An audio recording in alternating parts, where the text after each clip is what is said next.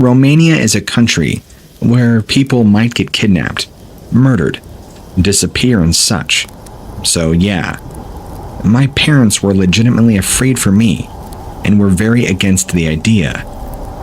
I had to lie to them and say that we would stay in a hotel near a national park just so they would get off my back. Obviously, that is not what we did.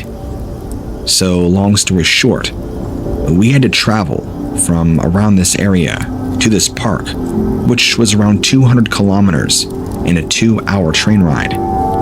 We got our immense backpacks, everything we needed, and went on our way. Nothing specifically happened in the train, except for the fact the train was overly crowded, with the exception of our train compartment being completely empty. That is extremely rare for Romanian trains. I got excited, thinking that we had that whole compartment all to ourselves. As I said, it is a very rare thing to happen. Of course, after 10 to 20 minutes goes by, it got occupied by a man entering our compartment, accompanied by a beautiful German Shepherd. I love all kinds of animals, cats and dogs in particular. I usually find my way around to all animals, even those that people I don't like. Not this dog, though. This dog was otherworldly. He looked so stuffed, as if it was a stuffed animal. He would listen to his owner's every single command. I was impressed by it, so obviously, I started asking the man about his dog, since it would be a long and awkward trip to do in complete silence. The man was exactly like his dog, except the commands he would give to his dog. No other contribution to the conversation. He told me the dog's name, which in Romanian means the killer. It's a very weird name to give to a dog, because for this example, we would use the English word as it is, not translate to the word Romanian the name of the dog like that. But I thought, to each their own. I asked him, why such a scary name? And he bluntly replied, this dog is trained to kill. It's the only thing he likes, and the only thing he is truly good at. Personally, I consider that the dog will grow up to have a very similar personality to his owner, and most times, I would judge people with dogs on how that animal reacts to the world and to his or her owner. And let me tell you guys, these two did not give a good vibe. I brushed everything over, thinking to myself that maybe this guy is training his dog to hunt.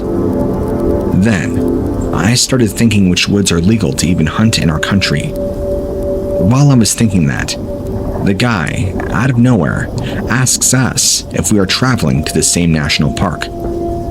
That was surprisingly accurate, considering that the only time we mentioned the place was in the train station, long before we ever found our seats, and way longer before we ever met this man. Again, I thought it was nothing, because in my country, people who happen to go in the same direction will try and make small talk, guess where you are heading. Of course, you can just lie to keep safe of your destination, or be honest. I took the honesty route, and I am judging myself for that. Never be too honest with strangers, or honest at all after you read the story. We confirmed we were going to that place, asked what else is to see around, since he began talking about the area, and, well, considering we knew nothing about the place, we took it all in. He told us about the woods, the vegetation, the animals, that all we can encounter. Told us about a beautiful monastery right at the bottom base of the mountain that we need to climb. Advised us to visit the Low Tree Shore waterfall and explore the caves behind it, to try out the local restaurant. When this guy began talking about the wilderness and nature, his eyes glowed as if he was experiencing a pleasant memory. But he also grabbed his dog's collar from the neck, squeezing it tight. The collar made a loud clink. What surprised me was the dog made no move, no whimper, no twitch, nothing. Just like a stuffed animal. Anyway, we reached our destination, said our pleasant goodbyes. The man waves at us, and we faced against him to go on our way. I turn around, back right away, because I wanted to ask where exactly that restaurant was. The man and dog were no longer there. Not just that, but his luggage was also gone. That creeped me out a bit, but who cares? We were too thrilled for our first camping experience. We start walking with our backpacks on us, 10 kilograms each, and reach a tunnel digging into the mountain.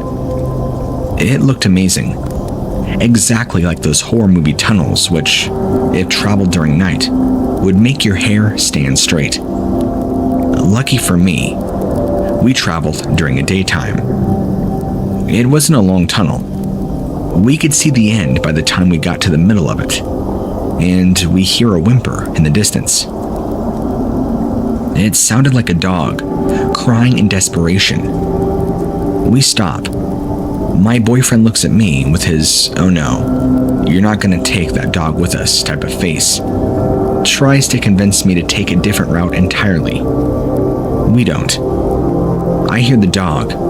I go right towards the sound. And in the middle of the road, I see a chubby puppy with lots of white and brown circles on his butt crying so hard and laying on the cement, looking hurt, as if hit by a car.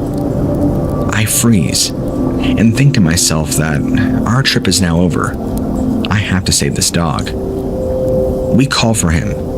He looks at us, pointy ears up, gets up and like a doofus, starts running desperately to us. He was alone and afraid.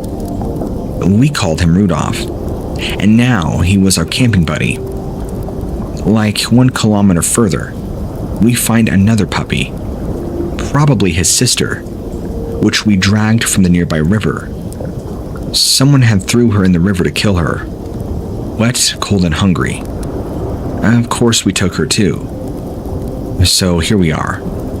10-kilogram backpacks each.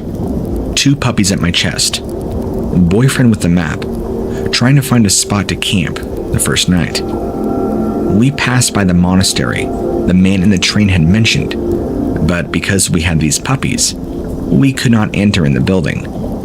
The priests would not allow it, so we just walked around the property, through the gardens, until we reached the base of the mountain we had to climb.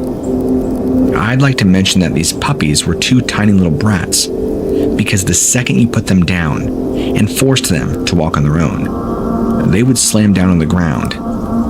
We walk and walk and walk until we decide to stop, because it was beginning to get late and I was starting to get cold. We found a spot next to a small landmark type cottage, right in the middle of the woods. We called it Troyanitsa. It's like a scouting post, but for the church, where they place religious icons or a Bible, stuff like that, inside to bring good energy to the area. It belongs to the church. It wasn't like a house. Basically a roof with 4 small walls and an opening, not a door. You could go in, hide from the rain. There was an icon inside, and a Bible with pages ripped from it. Curious as I am, I opened the Bible, really annoyed to see that people would write down their names in it, like couples do on the tree. But one particular page, the words, "I will find you," stuck out. It was written in red ink. Again, I thought to myself that it was probably somebody who wanted to scare travelers with silly messages. I put the book back and gave it no second thought. We put up the tent, make the fire, unpack, make food and eat. We feed puppies, which are now cuddled up in our tent. And finally, darkness starts to rise all around us. My boyfriend always kept the fire up every hour, because when it went off, it felt as if all the sounds in the woods were louder and closer to us than in reality. Now it's around 12 a.m. We are all in the tent, cuddling to keep warm. The puppies wake up and start crying. I get up, unzip the tent, and put them out to pee. They do, and I get them back in. They cry some more, and the smallest one begins shivering. At the same time, I hear grunting from behind our tent. My boyfriend is up too. He hears it as well. The fire is fading. The moment he unzips the tent and steps out, the sound disappears into the woods. It sounded like a snake slithering through the fallen leaves on the ground, but with unimaginable speed. I ask him, "Was that a snake?" He says, up to this day, he cannot explain what he saw. He says it was a slithery figure with feet that made a sort of snort sound, like when the light hit it. The puppies calmed back down after this creature ran into the woods. We try to go back to sleep after we reignite the fire. It's now 3 a.m. This time we wake up the puppies being fussy again. The fire is nearly dead, and we clearly have no idea to put up a sustaining fire. My boyfriend gets up to search for firewood, and I get out as well. I stare into the darkness, and I swear, I hear whispers coming from between the trees. I look up at the sky, considering it's only 3 a.m., and hear birds being very loud, flooding their wings. I'm no expert in birds, but don't they usually sleep around this time? Well, these weren't. They were very active, vocal, and very frustrated. I look at the fire, follow the red sparks popping out of it into the sky, and become fascinated with something. The spark doesn't seem to die. It goes on and on, changing color from a hellish red to green. This was very out of the ordinary for me. It created an illusion hard to explain. It looked as if the fire sparks were going into the woods, creating a track for me, probably, but to follow. I kept looking after each spark to see when it burns out. None of them did. They would levitate, turn green, and flow into the woods. At that moment, I began to get goosebumps on my skin. The birds being agitated, the mysterious light pointing us to go deeper in the woods, and all the trees around us has eyes on them. Like the trunks had a distinguished shape that looked exactly like eyes. I know this is nothing paranormal, since somebody explained that those shapes from when a branch is ripped from the root, and that's the shape that is left after. But there were so many, like 100 eyes, all looking at the exact spot we decided to camp, having only that religious tiny landmark to mentally protect us. And as I inspect my surroundings, I hear movement in one of the bushes in front of our tent, like 10 meters away from us. Obviously, I stand my ground but don't go near it. Suddenly, a dark, bent-over silhouette comes out of it and, half inside the bush, half outside, stares at us. I called my boyfriend, and we're both like, "What is that? A bear cub? A wolf? A pig?" The creature shakes its head the same way a dog does after a bath, and I hear a distinguished clink, like a dog collar. At this time, my boyfriend manages to light up the fire really big, which scares this animal to run back into the woods, through the bush from which it initially came out of. That calms us down, but not enough to ever close our eyes again during the night. Going back into the tent, my boyfriend falls asleep. The puppies are sound asleep, but not me. I keep the zipper on the tent open just a little, just enough to have my eye peek through it, right at the early mentioned bush. I think I spent a solid hour staring and falling asleep to that bush. All of a sudden, I hear a noise coming from that direction, and I immediately wake up my boyfriend, who is now peeking through the hole in complete darkness with me. What we see next still haunts me. From that exact same bush, we see a human head popping out, looking towards our tent. Note that our peeping hole was small enough to not make it look like you were being watched from the inside of the tent. This head is slowly coming out of the bush, skin white. We thought it was a ghost. After that, a shoulder, another shoulder, a full torso, a leg. Bit by bit, an entire man emerges from the bush, completely naked, lighted both by the moon and our fire. What he did next was excruciatingly scary. He comes so close to our tent and begins to remove branches, rocks, etc. from our fire, basically extinguishing our fire by dismantling it. This is all happening like 2 to 3 meters away from our tent.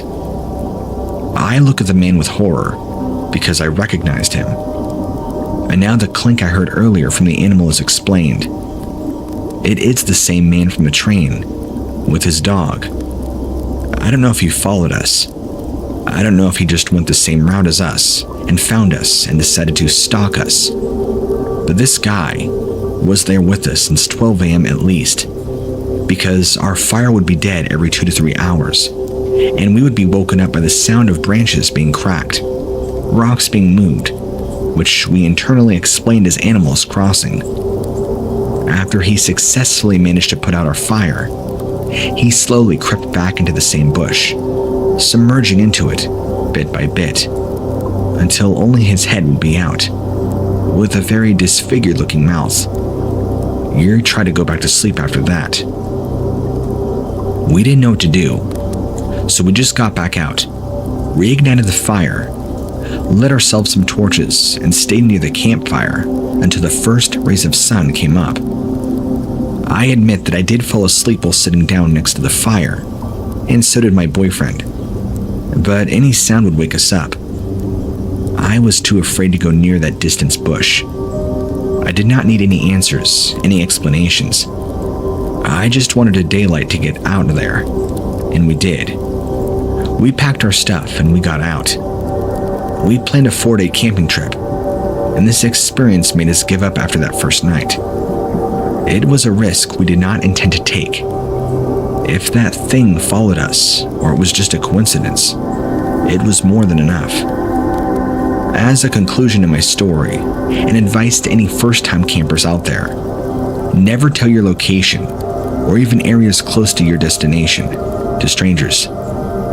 Anyway, stay safe. Always be aware of your surroundings, and any changes that come to you under the form of sounds, movements, changes of temperature, and so on.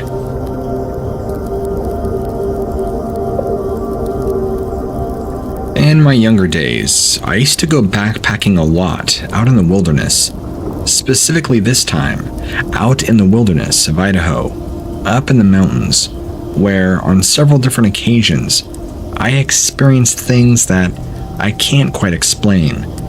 The first is coming into areas, mainly near streams and small creeks, where there was absolute silence. Well, the only thing you could hear was the water running on the streams. But it's as if the sound of nature, birds, squirrels, the life of the forest had died out completely when stepping foot into the general area, which I always thought was very unusual and always gave me the creeps. There were some points I remember my entire body's hair standing up at end, like that moment right before a car crash, or something intense is about to happen.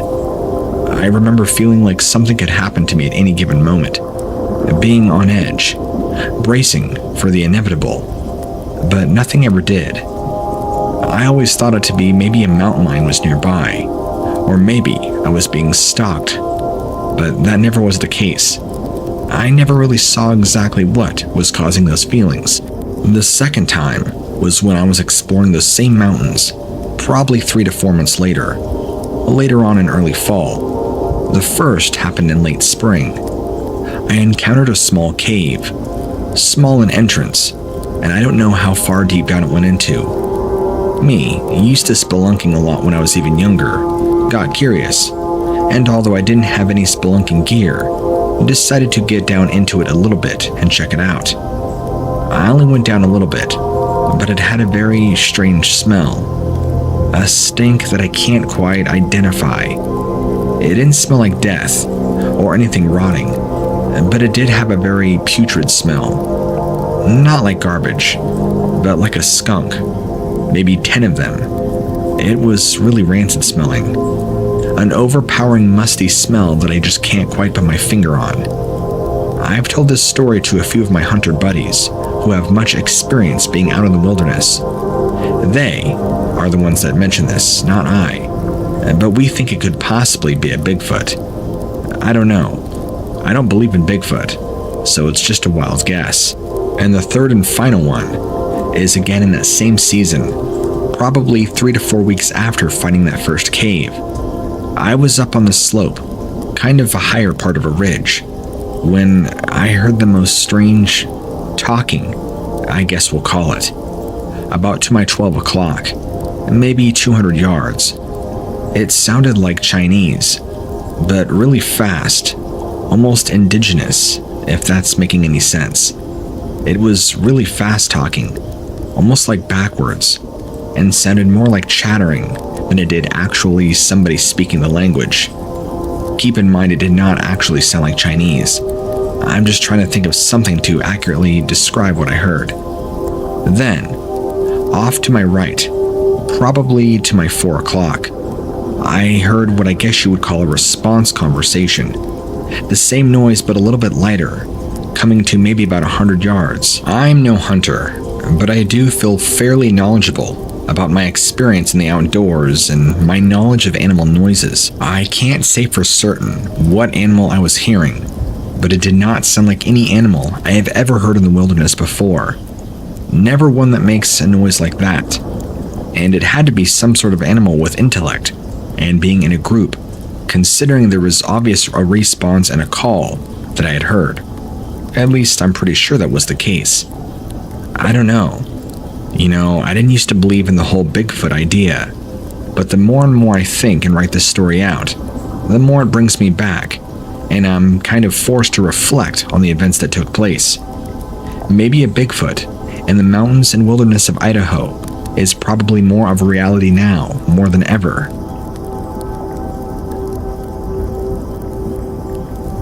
I don't know if this exactly counts as creepy, but back many years ago, when I was still in high school, my friends and I liked to go back to this secluded area in the woods nearby and smoke cigarettes, sometimes sneak a beer, and joke around. You know, stuff that 17-year-olds do when they think they're cool.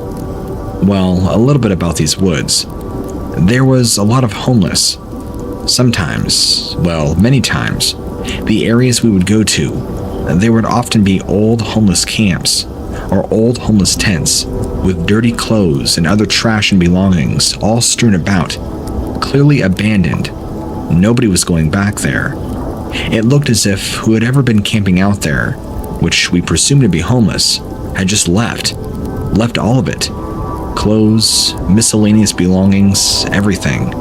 So it never really bothered us, considering we had been going to this spot for months, and we had never seen a soul. Now, this forested area, or the spot that we would go to, it was the same spot we had been going to, even though there were several spots in these woods. This one particular spot was a hot spot for us, mainly just because we enjoyed it. We were secluded and enclosed in the trees, far enough back we didn't have to worry about anybody coming to ruin our fun or catch us, since we were all really paranoid about being caught with cigarettes. Our parents were strictly Catholic, so if we got caught, we would have pretty severe punishments. Anyway, one day, I want to say it was spring, maybe May, if I'm guessing right. It was right before our graduation.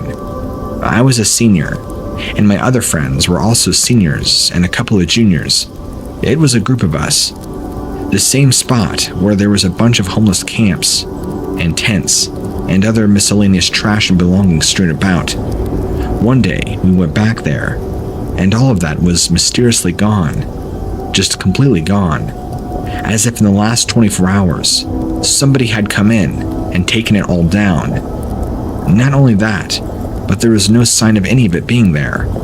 And there was a considerable amount of old dirty clothes and trash, torn up tents. It would take a lot.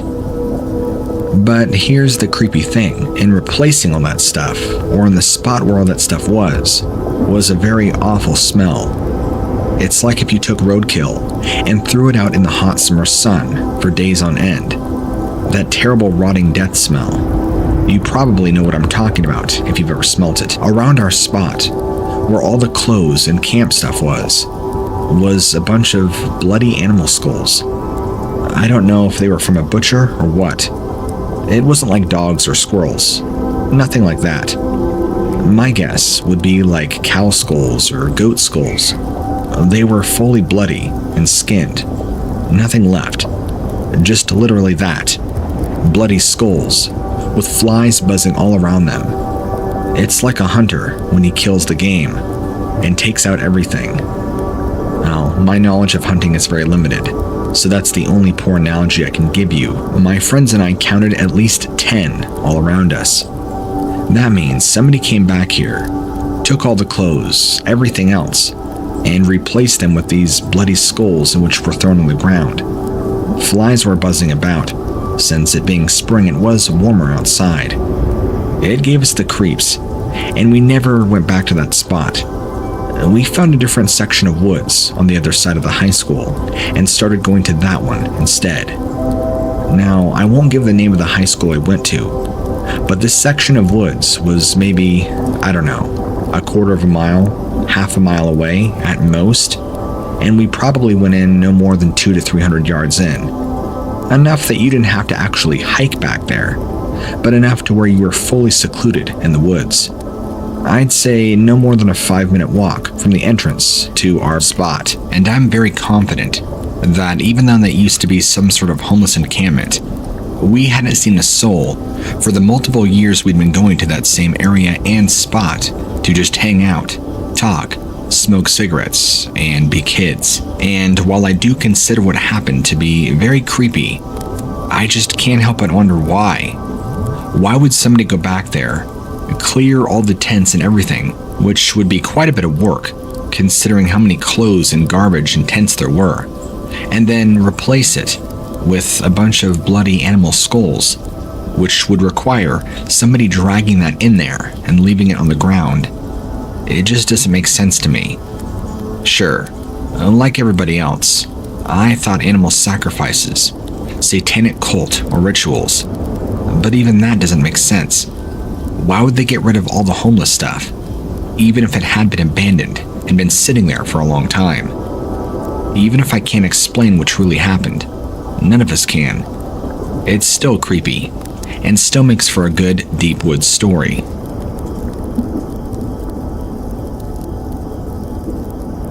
Not this last fall, but a few falls back. It was either 2018 or 2017.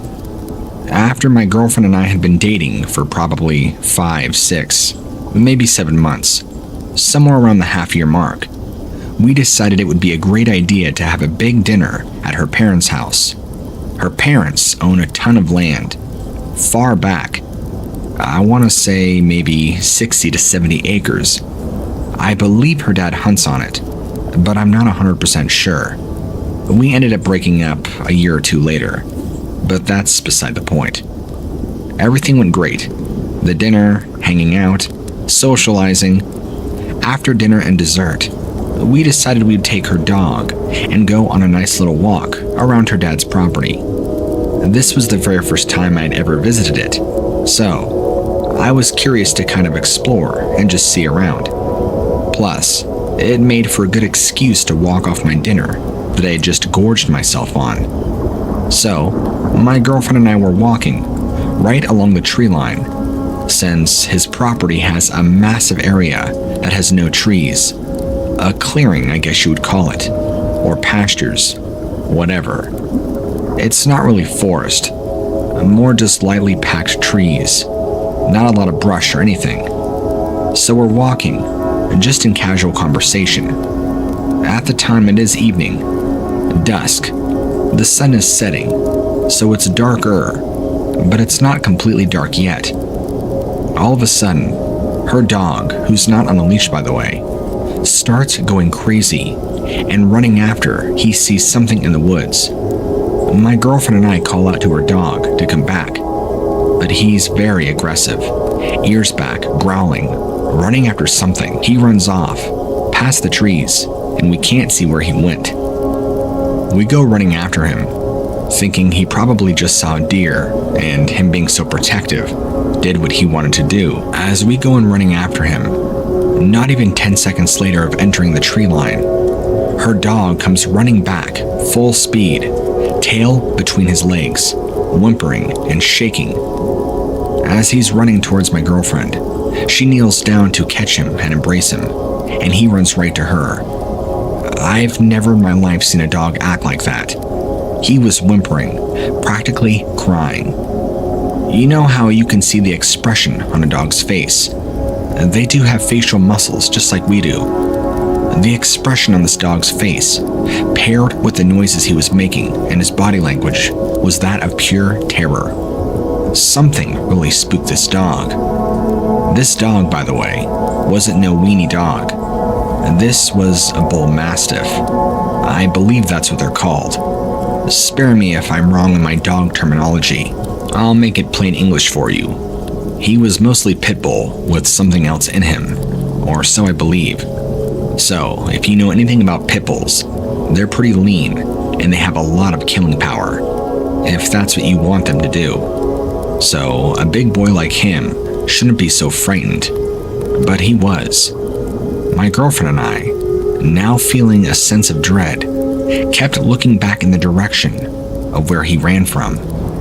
We didn't see anything, so we just exchanged confused and concerned glances, not really sure what to do, all the while comforting her dog. Then we heard some movement, like something stepping on a twig, or the rustling of leaves that was far back. We both turned to look at the same time, and far back behind a tree, we could see this large black figure staring at us or peeking out through us at the trees. That's when I got the worst overwhelming feeling that we needed to leave now. If you've ever watched a horror movie, there's always a scene, and it never fails, where somebody is trapped in a house, a cave, a bad situation, I don't know, and you, the watcher, are just screaming, "Get out of there, get out of there," and they or it is coming for you, and you know it, but the person in the movie doesn't quite know it yet. That is your gut instinct screaming at you to stay alive and leave. That's what my girlfriend and I both felt. It really scared both of us. We didn't even say anything. At the same time, we just stood up, grabbed her dog, and quickly paced back to the house, maybe only muttering a few words. I'm not even sure what. Well, her father must have noticed that we were terrified, because the second we stepped back in the house with the dog, he just gave us a look and asked us what's wrong. Come to find out, her and I were both pale as sheets. We told him what we had saw, that there was something large back there, or somebody staring at us. He immediately grew concerned, went and grabbed his gun, and went and looked for himself. I was thinking there might be somebody sneaking on his property, possibly looking to case the house, since her dad did run his own very successful business, had a lot of money, and had a very large house with a lot of property. He was also kind of surprised too, because they didn't have a whole lot of neighbors around, and the neighbors he did know, he knew very well. Only problem was, the nearest neighbor was a little over a mile away. They were tucked back there, deep in the neck of the woods. So, he went and checked out, came back about 30 minutes later, said he never saw anything, and whoever or whatever animal it must have been was now gone. I'm sorry this story wasn't more exciting, but I definitely believe me and my girlfriend at the time saw something that wasn't ordinary. Was it a person? I don't know. I don't believe in monsters and stuff, but if it was a person, Then why did her dog come running like that? Why was it so scared? It just doesn't make any sense. I didn't smell anything, feel anything other than seeing this large shape looking at us. I didn't see a face or any eyes, just a shape of a very large man, kind of doing a peeking motion from behind a tree a ways away. And it was dark enough outside, and the shape that was peeking its head out was dark enough that there was, again, no visible discernible details. My girlfriend at the time, who I talked to about it, agreed 100% and saw and felt all the same things.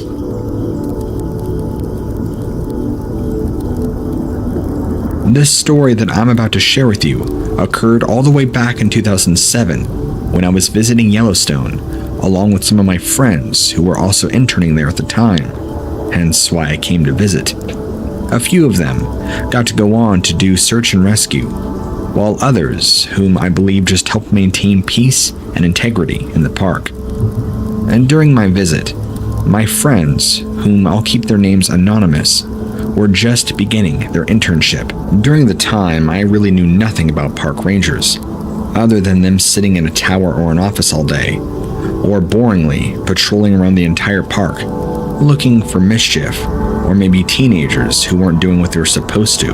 But little did I know that it would have everything and anything to do with things that go bump in the night, or things of a more supernatural nature. I wasn't exactly camping with my friends who were interning, even though they were there with me. They had job stuff to do, so much of it involved me actually just kind of camping out by myself while getting to hang out with them during the daytime, which was fine by me. I still had a lot of fun. But at nighttime, and keep in mind this wasn't my first camping experience, not only have I gone camping out in the woods by myself, but also in campgrounds with friends, family, and solo adventures. I have never experienced anything weird or out of the ordinary, so this whole thing was a first for me. On the very first night, I awoke to a strange light outside my tent. It was actually roughly 10 to 20 feet up in the air, right above my tent. I woke up and was very startled, thinking somebody was hanging a lantern or something. But after unzipping my tent and looking up, it appeared to be this bright orb, or what I can only describe, roughly the size of a tennis ball, just emanating a very soft, pale blue light. And just as soon as it appeared, it vanished, like somebody flicking the lights out.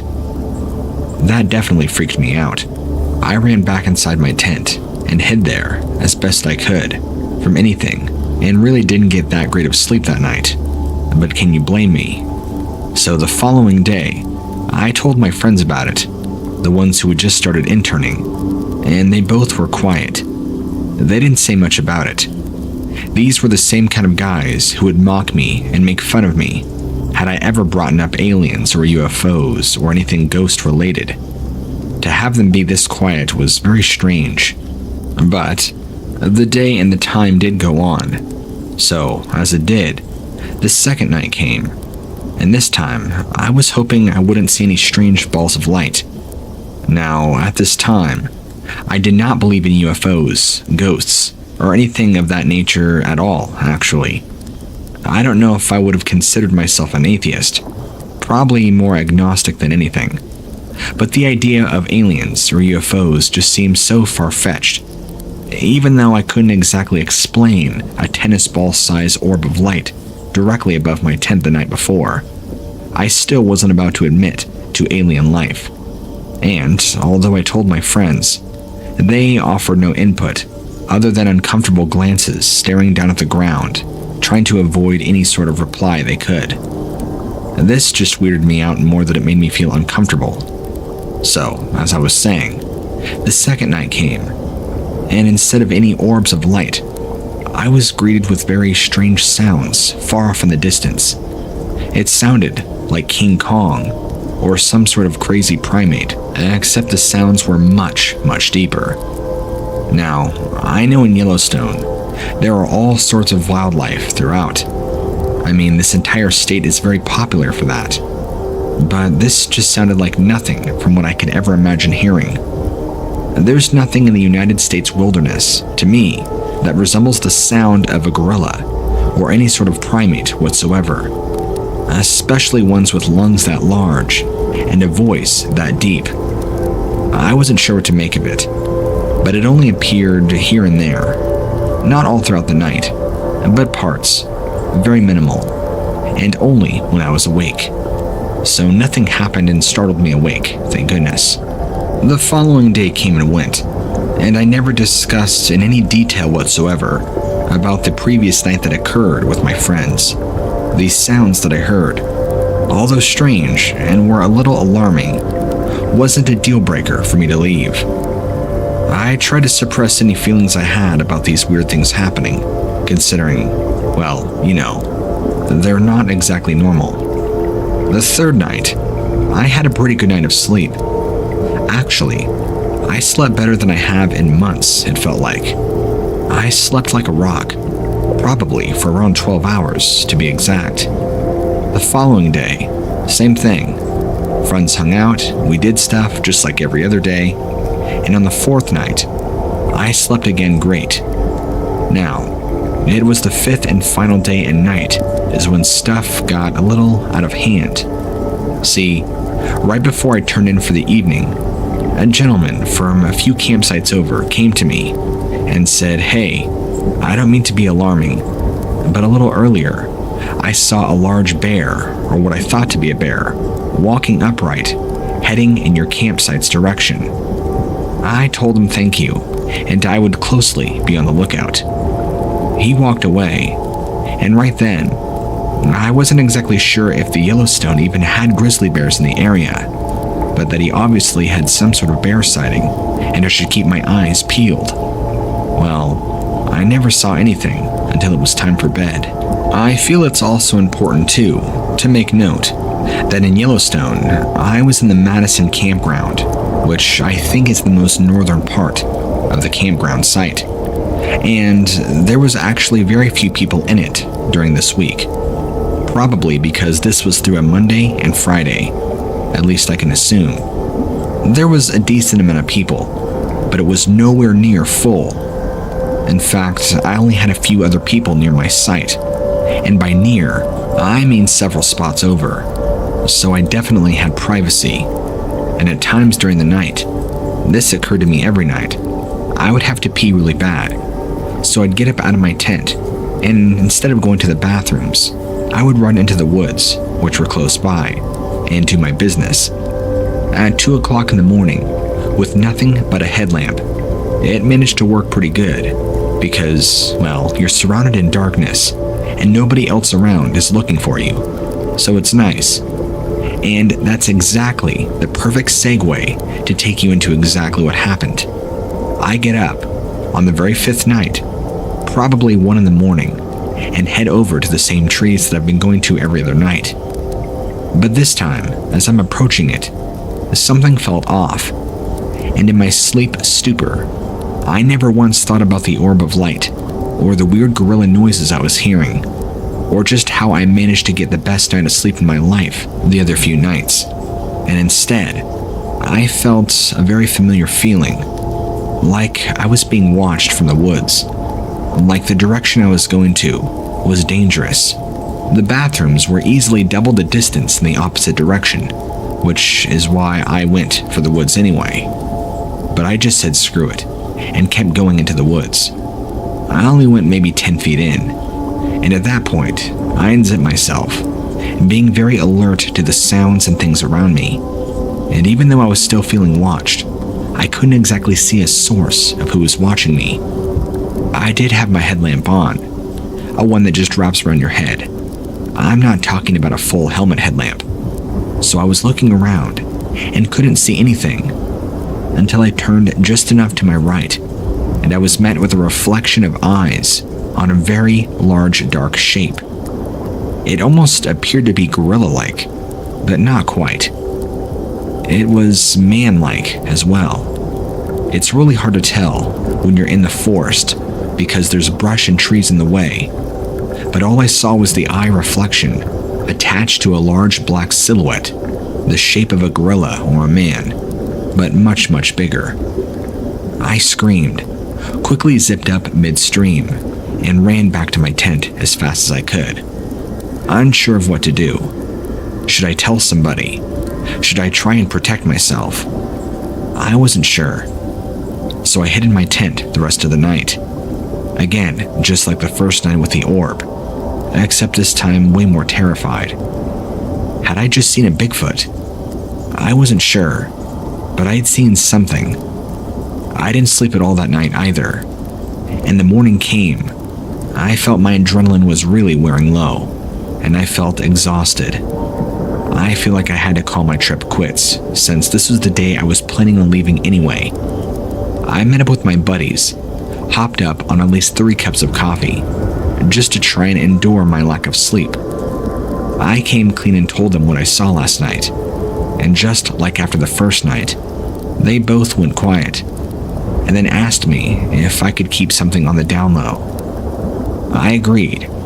They both pulled me aside, and they both told me that on their first couple days, they saw really weird things in the sky, orbs, triangles, strange shapes they can't identify, black, dark, huge humanoid silhouettes running through the woods, yellow glowing eyes, chasing them, running parallel, all sorts of super freaky fictionist stuff, except in their case, they were terrified when retelling it. And these dudes are dudes I went to high school with, dudes who are super serious, science diehards, the kind of guys who, as I told you earlier, would make fun of you if you ever said you knew or saw a ghost. These guys were absolutely scared, and I've never seen them so scared in my life. But I asked them, is the job worth it? And they said yes, because it only happened a few times. But obviously me bringing it up made them very uncomfortable, and almost served as a reminder to them that it's a very real part of their job. Now, if we fast forward now to 2020, both of them, to my knowledge, are still working as full-time park rangers. Although with COVID, I'm not exactly sure how that's worked out for much of the environmental field of work. Maybe they're not working there anymore. I think the one stayed with Yellowstone up until at least 2020.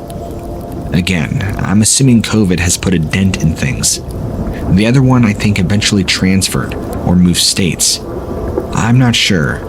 Maybe to Pennsylvania or New York, possibly Virginia. I lost contact with him, but as far as I know, he still works as a ranger, because they both just enjoy the work, I guess. And even though there is weird things to the job, they love the sights, they love the sounds, and ultimately, they loved being immersed in nature 24/7 as a part of their occupation, even though sometimes that occupation has some very strange payoffs that you have to do. I guess the question here is, did they see the same thing I did? Because when they told me about their experiences, I didn't have much to say. I mean, conversation kind of just passed and changed subjects. But I think about it from time to time. And listening to your Bigfoot encounters and your park ranger stories always brings me back to that week. I wonder if I too saw a Sasquatch out there. I know nothing of the Bigfoot population in Yellowstone, or if that even is such a thing. And I also wonder, did my 2 friends see Bigfoots? I'm not exactly sure. I mean, for all I know, there could be a clan of them living out here. And maybe, just maybe, one was curious enough to sneak up on me that night to see what I was doing. When I said I was feeling watched, there wasn't a feeling of danger, like hostile behavior, or that I was going to die. Maybe, assuming how Bigfoots are, I was just being observed. When I shone my headlamp that night and saw the silhouette, it was probably somewhere 30 to 50 feet away, behind some trees and brush. And this was June after all, which is yet another reason I was so surprised that even though during the week, it was so empty compared to normal. Even my friends made that comment that they figured there'd be a lot more people, which, again, would also make sense that there wouldn't be as much activity or sightings. More people, less Bigfoot around, assuming that's what I saw. Anyway, I don't want to try and jumble all my words here. Please don't hesitate if you have any questions. I would love to get you answers as soon as I can.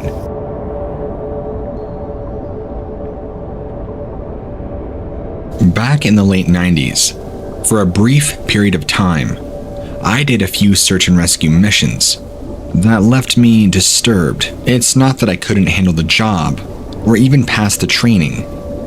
It was the result of 2 specific search and rescue missions that I'm going to tell you about. The first being a young man who had just turned 21 decided to go out by himself during a blizzard up here in Colorado when he was strongly advised against it. We can't control people and tell them what not and what to do. We prefer to let people make their own judgment calls, and wherever that leads them to is where it leads them to. Unfortunately, for this young man, it led to his death. He was reported missing, I want to say about 48 hours after he had gone. Nobody could find him. The conditions of his travel and disappearance were bittersweet, having a pro and a con. The good news is, the blizzard we had predicted did not hit the area in question to where we had to search, or where his body had disappeared to. But the con was that he still disappeared, and finding his body would prove to be worse than we could imagine. After this young man was reported missing, we weren't quite sure if he was dead yet, which is why we went full on with our search. The search lasted 9 whole days when we finally caught trail of him, making it easier since the blizzard didn't hit the area, giving us more mobility and accessibility to areas beyond normal reach.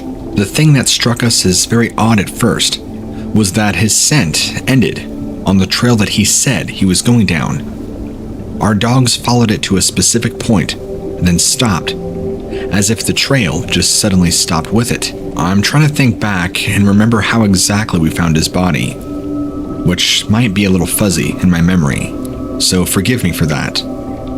But the story goes that at the end of the 9th day, we ended up finding him, and not one piece, but pieces. He was found on a ledge about 1,200 feet higher up in elevation than the trail he was on. Virtually impossible for anybody to climb in those winter conditions, not even having the right equipment. We're talking about a 90-degree vertical wall covered in thick ice and other dangerous elements, making it impossible to scale. His body was found at the very top, and here is where it gets gruesome. We found him in pieces, in a circular pattern. His chest was by itself. His waist was also by itself. His thighs, legs, and feet, forearms and arms and hands, all severed separately with perfect knife precision. The wounds were not cauterized. They were surgically and precisely cut. However, he was dismembered. It was done by somebody who knows what they were doing. Even the bone and joints were cut at very specific points, and each piece of his dismembered body was placed roughly 50 feet away from the other piece, in one large circle, buried beneath about 2 feet of snow. The other piece we'll never quite figure out is we never found his skull or head. Every other piece of his body was there, without clothes, by the way. We have no idea what happened to any of his gear or clothing. His dismembered pieces were completely naked and left exposed to the temperatures. What it had appeared to be is his cause of death was somehow unknown, but after he had died, or presumed to have died, he was dismembered somehow, and then taken in pieces and laid in this circular pattern. It's very possible he might have died from hypothermia and threw off his clothes and then froze, but that still doesn't explain the dismemberment or how he managed to climb a 1,200-foot cliff wall. If memory serves me correctly, the autopsy reports proved inconclusive to how and which he died, but personally, I'll never get over the manner in which he died and how he was found. That kind of stuff just sticks with you for a long time. The second search and rescue story that I wanted to tell you about happened with an older man who was 78.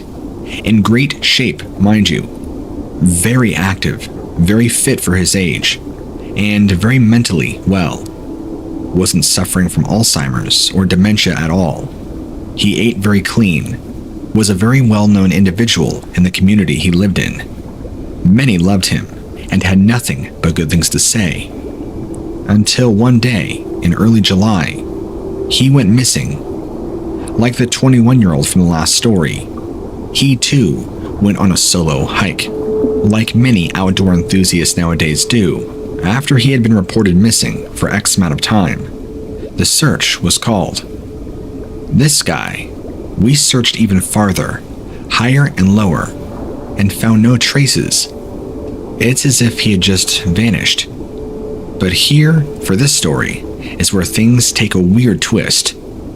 The dogs happened to catch his scent and led us to an area not only completely off the trail, but in an area that didn't make any sense for him to be in an area where the brush and forest was incredibly dense and thick, making it near impossible for a 78-year-old man without heavy equipment to work through. Now, the dogs didn't get us through the woods. They led us to this area of woods, and then stopped and began whining. Well, now you ready for the twist? I wasn't here on that search and rescue team for this segment of the story, but many of my close friends, who at the time were my colleagues, were. And this is the only time that I can ever think of that the search and rescue team was called off indefinitely for this man's case, as sad as that is. The report was that they were all nearly jumped and ambushed by a group of large, 10 to 12 feet, hairy wild men with spears and rocks, some of them throwing logs in the direction of my colleagues, while others began screaming, banging on trees, and making all sorts of ruckus, as a warning. You better leave this area now, or you're going to die. Many of those same friends, when they recount this to me, you can see and tell the terror in their voices and faces, having to relive this memory. Unfortunately, for this older man, his scent trail led right into this area, where these things or wild men were, as everybody called them. I wish that when I signed up for this job, somebody could have had the decency to sit me down and explain to me that I was going to encounter things that would defy all rationale and explanation. That they could explain that I'm going to see things that don't make sense, hear things, experience things, hear stories about things that aren't supposed to exist. Now, all I can do is share my experiences in hopes to educate those that are willing to listen. Story 2: The Underground Base. Did some volunteer work for the Forest Service industry in Minnesota back in 2010 and 2011. I usually am one to try and stay out of government and military affairs, but I'm pretty sure, based on the things that I heard, there is a large military base or transfer center underneath a portion of the park that I worked at. Let me explain. Much of my time volunteering, I would spend it shadowing some of the other rangers, because for a while, it's what I was convinced I wanted to do. I remember there was one time I was doing rounds with a fellow ranger, and me, being in training, was still learning all the ropes, and this is the first of many times this happened. But I would hear this incredibly loud rumbling from underneath me. It was the equivalent to being maybe 20 or 30 feet above a New York subway. Although in New York, I don't think you can hear the New York subway beneath you because the streets and the city life is so loud. But I'm trying to put your imagination there, to where it sounded like a train going underneath you. I know the thought of an underground train isn't all that exciting, but there were other sounds that I heard that resembled that and would make me think otherwise. I'm not saying that the sound I heard that was coming from underneath me was indeed a train. It was just this incredibly loud rumbling, like some sort of heavy machinery. Something was going on, and to my knowledge, there are no known military, government, or any other kind of buildings within miles of that area. Randomly, all throughout different days, I would hear everything from loud machine humming to banging to other sorts of weird machinery sounds. There's a few times it sounded like I was hearing a stick of dynamite go off, far below my feet. I would even sometimes feel the ground shake very lightly. But the weird thing is, anytime I would ever bring it up to one of the rangers, they would either ignore what I said and act like I didn't mention anything at all, or they would quickly change the subject, being very careful not to acknowledge what I had said. I thought it was super weird. It was as if they knew something they couldn't mention anything about.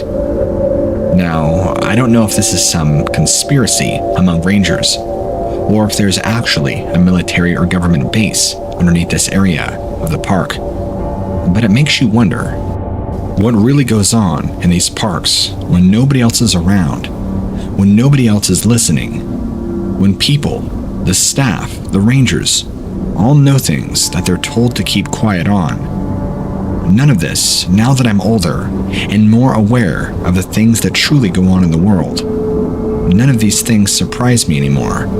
And in fact, I'm now more confident than ever that there probably is something being hidden underneath that park.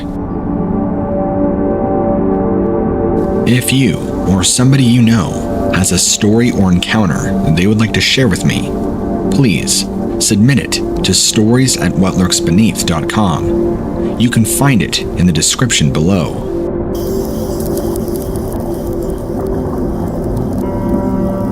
I'm going to keep my details and my identity pretty anonymous and vague, just for my own protection, in case, for whatever reason, the wrong person listens and hears this.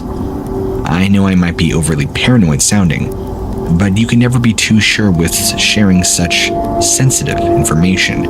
Years back, for about 7 months, I worked as a park ranger, as well as participating in some search and rescues. It wasn't all it was cracked up to be, and in fact, I experienced some very strange things that I feel it's important to talk about. The people whom I worked with, I still have fairly good relationships with, at least most of them, even though this is well over 8-9 years ago.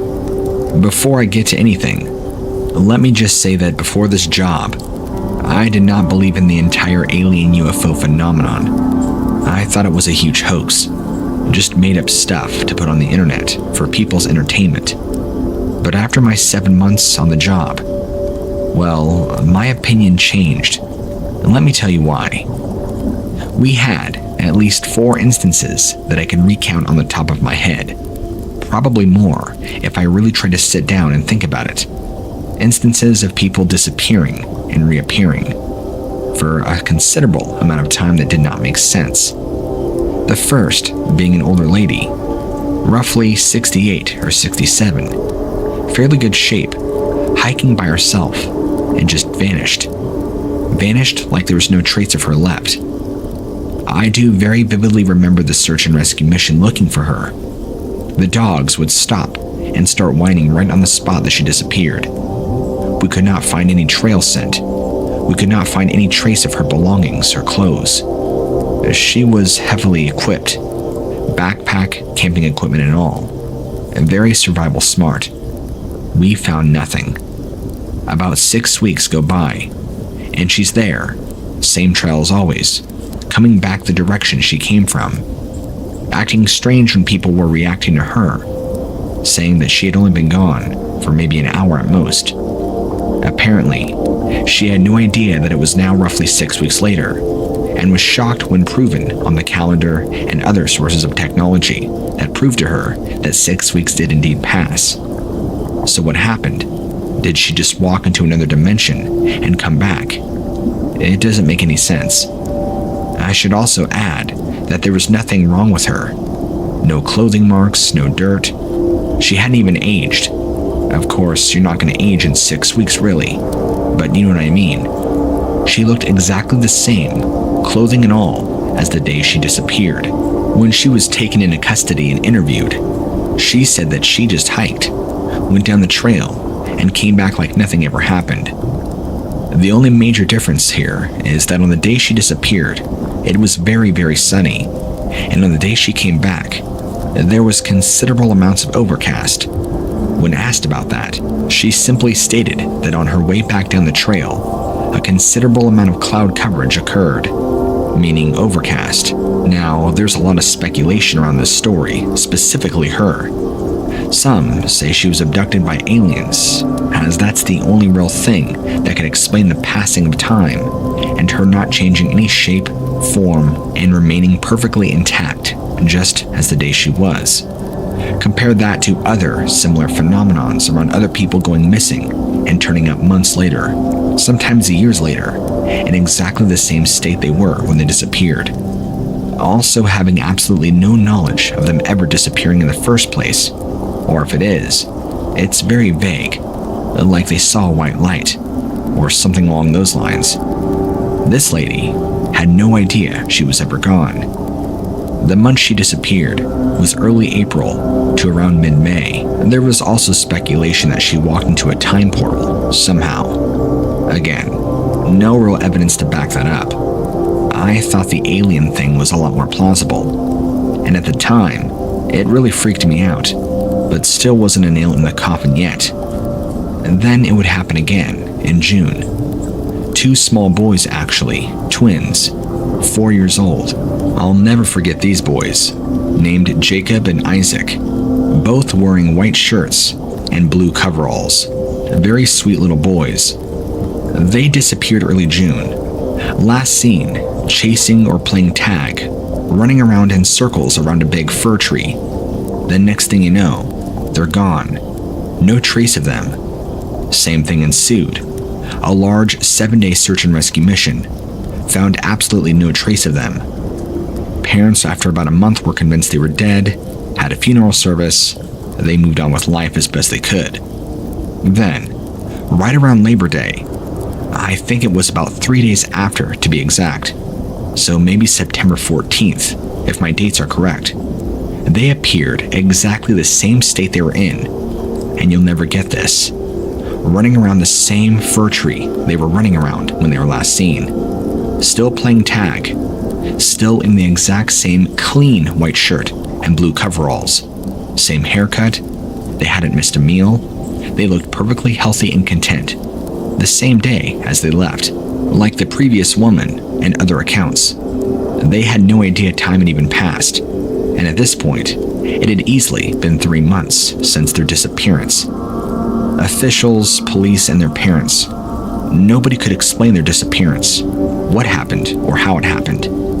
But a similar situation where the parents took their eyes off their boys for just a moment to grab something while they were cooking, and boom, gone. This one also freaked us out. We got a chance to talk to the boys, me specifically. They had no idea anything ever happened. Their account, as best a 4-year-olds can give, is they were playing around a fir tree. Next thing you know, mom and dad have different clothes on, different haircuts, just basically a 4-year-old's recounting of how mom and dad now look a little bit different because 3 months had passed, and dad might have a little bit of a beard, and mom's hair might be a little bit longer or shorter. You know, the best a 4-year-old can describe. And like the lady before them, absolutely no trace of them going anywhere or having any sort of memory of where they were. Were they abducted and experimented on by aliens? I don't know. It's hard to say. But this one for me really sealed the deal. But then there would be 2 others. And these 2 were also very strange. This next man, I won't mention his last name, but his first name was Martin. He was 38 years old, had apparently disappeared 3 years prior to this happening, and this would have been the beginning of October. Suddenly reappeared in the same clothing and everything he had on the day he had disappeared. I believe he had disappeared about 3.5 years earlier, although his account was a little bit different than the previous. He tells us, when he was eventually found and interviewed, that a bright light engulfed him, and for a while, he was wandering around in complete whiteness. Yes, he used the word whiteness, like a void of nothing but light and white, if that makes any sense. Although something of that description is really hard to even understand. He says during this time, he had no idea of any time passing. He also felt no feelings in his body, like hunger, sleep deprivation, thirst, bathroom, or any of that. He claims he has no idea how long he was there, but wandered aimlessly for what felt like months if not years, but in all actuality, said it was probably only 5 or 10 minutes. He claims it was almost an out-of-body experience. The next thing you know, everything goes back down in light. He described the words as it dimming down, and then he was back here, in his body, in the same clothes he wore. He was not lying on the ground unconscious. In fact, he was still very much alert. He was surprised more than anybody else that 3.5 years had fully passed, and it was now October, because when he disappeared, I believe it was March for him 3 years prior. Now, this very last one to me is by far the weirdest, and once I tell you, you'll understand why. So, we found this man about 2 weeks after Martin, and to be honest with you, if the two boys, Jacob and Isaac, hadn't sealed the deal, there's no way you could go through this case and not believe. This man, his name was Brandon. He was 46 years of age, kind of an older guy. But here's the thing. He had been gone for 7 years and disappeared without a trace. And when he was found again, in the middle of the park, just out of nowhere, he was in almost these white-like robes, kind of like robes that a priest would wear at a temple. He had a very long beard, but looked very upkept, very clean. When he was asked about who he was and his identification, he seemed to be fully aware and cognizant of everything around him, even how much time had passed, and that he knew he had been gone. But it gets much weirder than this. When he was interviewed and asked, he said he was at the park on a trail, where he was taken and also, like the other man, engulfed in a white light.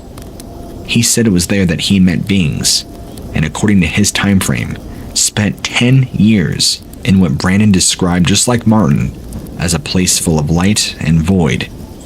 He said these beings that he mentored under, he specifically used the word mentor, taught him several languages, which he didn't know before.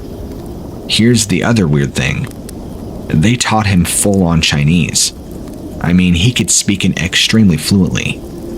After speaking to his family to make sure he's not crazy, he was never able to speak it before. So, now this man of 7 years now all of a sudden returns, wearing white priest-like robes, with a long beard, very upkept, and weirdly can speak very fluent Chinese, more than enough to actually live in that country. And on top of that, says he learned it and was taught it by these white translucent beings in this white void in which he was engulfed by a white light and brought back the same way. Unlike Martin, he knew how much time had passed, and he knew he had been gone for X amount of time. But even though he was actually missing for 7 years, he claims he was in this dimension for 10 years. Now, I know what you're thinking, that this sounds absolutely insane, and I thought the same thing too. But when you get a chance to see this firsthand, to be on these search and rescue missions and to talk to these people, there's really no way to explain this thoroughly. I was feeling like I was living in an actual episode of the X-Files. I felt like I was in some sort of alternate universe. Nothing made sense. So the only thing I could really pinpoint is that there really must be alien life, and for whatever reason is abducting people. I can't really explain why all 4 of these people had different experiences, 2 having very similar experiences, and the other 2 having very similar experiences. It doesn't really make sense to me, but I guess that doesn't matter in the long run. This kind of stuff happened, and shortly after Brandon had been found, I decided to quit. It was too much for me. I don't know how experienced park rangers or people in that service industry can handle it. I mean, it just goes beyond normalcy. With all of this said, do I really believe that UFOs or aliens had a hand in all of these things? Yes, I do. There's no other way to explain these weird abductions or lapses of time, or in Brandon's case, being taken, clothing being completely different, having a beard grown out, which, by the way, when he disappeared, was a clean-cut, clean-shaven guy. Never knew a drop of Spanish or any other language besides English. And now apparently he comes back looking like a prophet of some religion, speaking full-blooded Chinese. Nothing really makes sense. And his story, if you ever actually got the chance to sit there and listen to his 2-hour recount of it, was just incredibly strange. I was only given bits and pieces, major components of his tale, but that these strange, translucent, spiritual beings taught him multiple languages, which apparently don't exist anymore, and he would not speak them, for fear of a reason I can't remember, but said they taught him full Chinese. You just think about how crazy that is, and how much it doesn't make sense. It scared the hell out of a lot of detectives and people working on that specific case, and many of us rangers it spooked us, because you clearly can't explain something like that. This was something truly supernatural in every sense.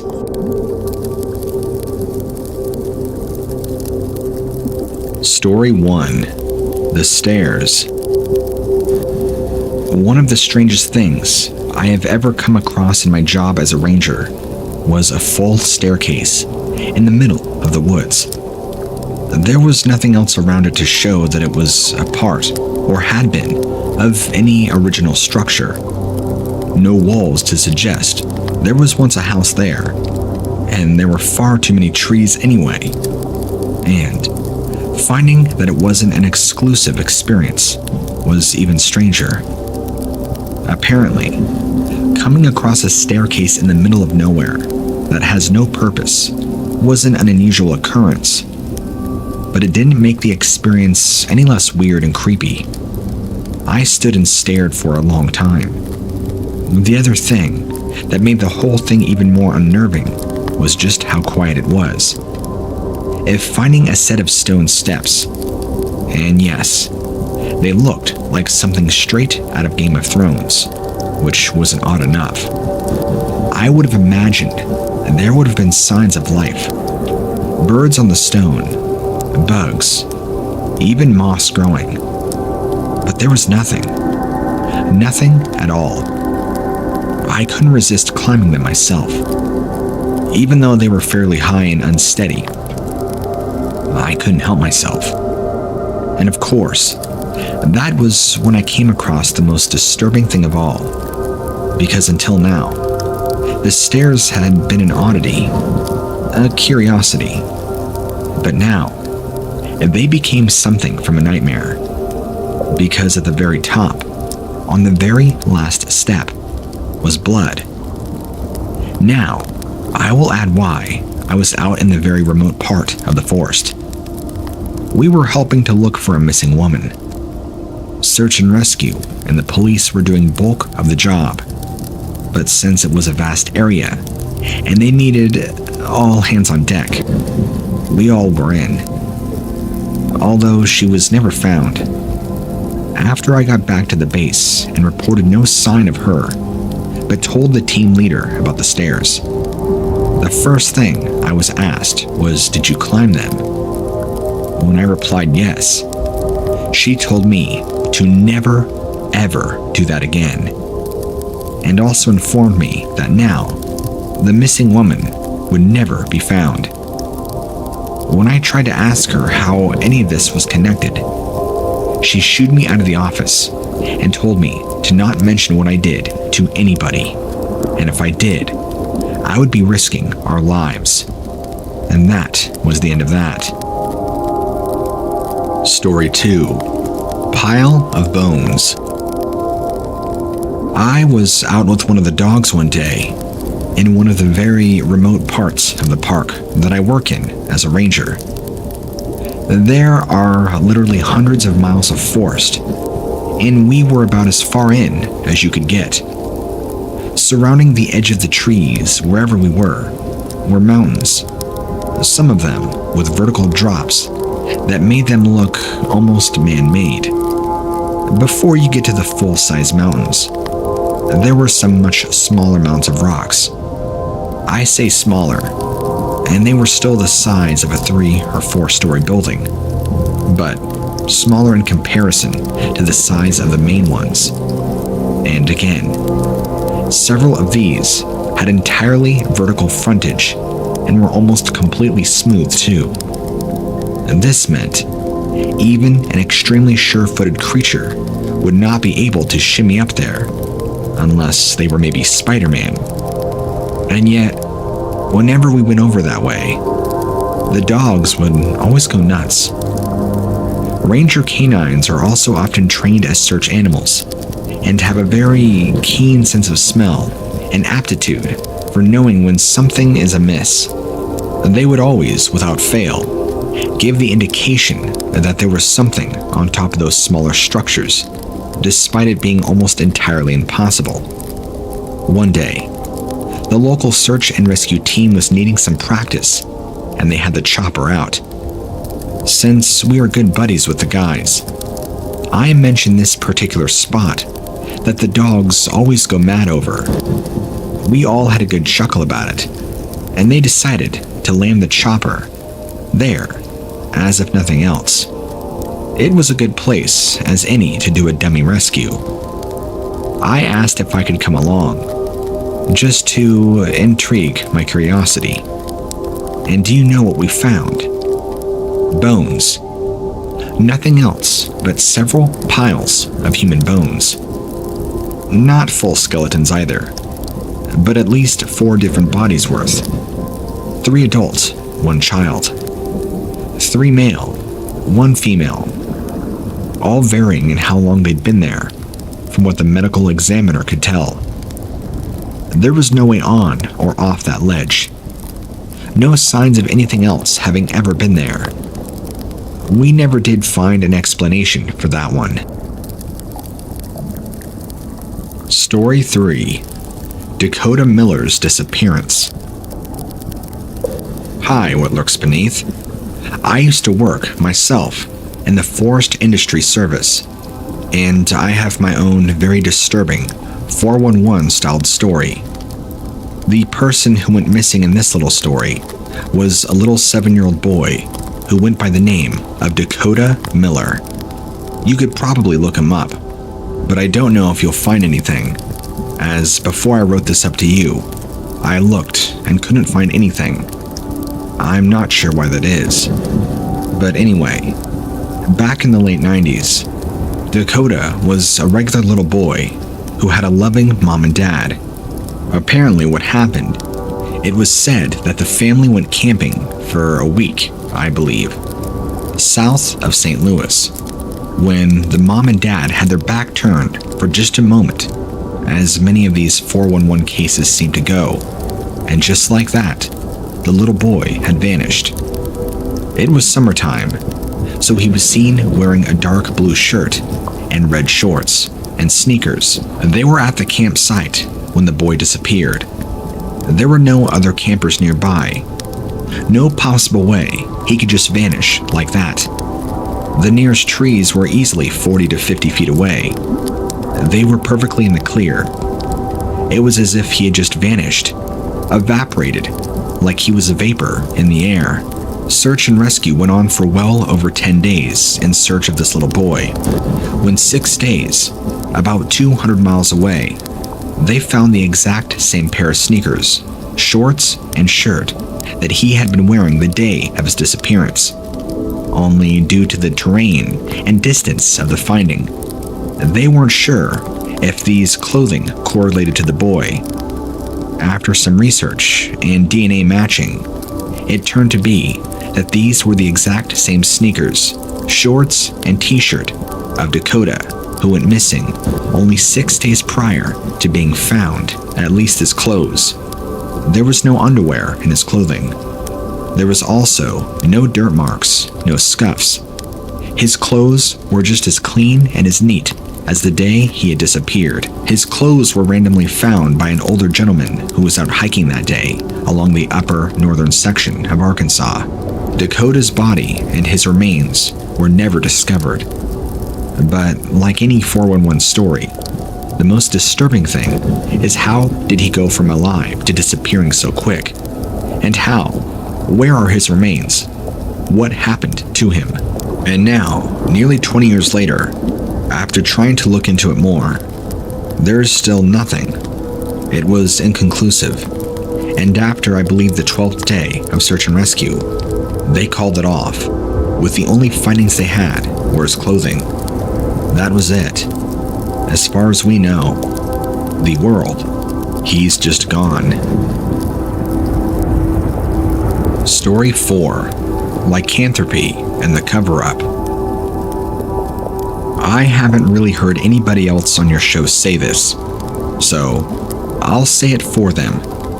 If you are wanting a quiet and laid-back job, don't become a park ranger. Being a park ranger doesn't put you at the back of the world where you'll be safe and unharmed. No. Being a ranger puts you at the forefront of the line. Marines, National Guard, SEALs. Give me one of those guys for 6 weeks, and I guarantee you, they'll be crapping their pants in ways they never did during basic. Look, the job puts you right at the contact point between the edge of humanity and the edge of darkness. As a park ranger, you are the unwitting crosswalk guard, because there are always people trying to plunge into the darkness, and there are always things in the darkness trying to break through into the domain of man. Now, with that little rant out of the way, here's my personal story. Rumors of wild animal attacks in the park began to pile up. People would come out of the park with bite marks, slash wounds that were made by something from the animal kingdom. But a few of the victims reported that the assailant was a man. A couple even went on to say that it was a full-on lycanthropy, the delusion held by a person that they are a wolf or a werewolf.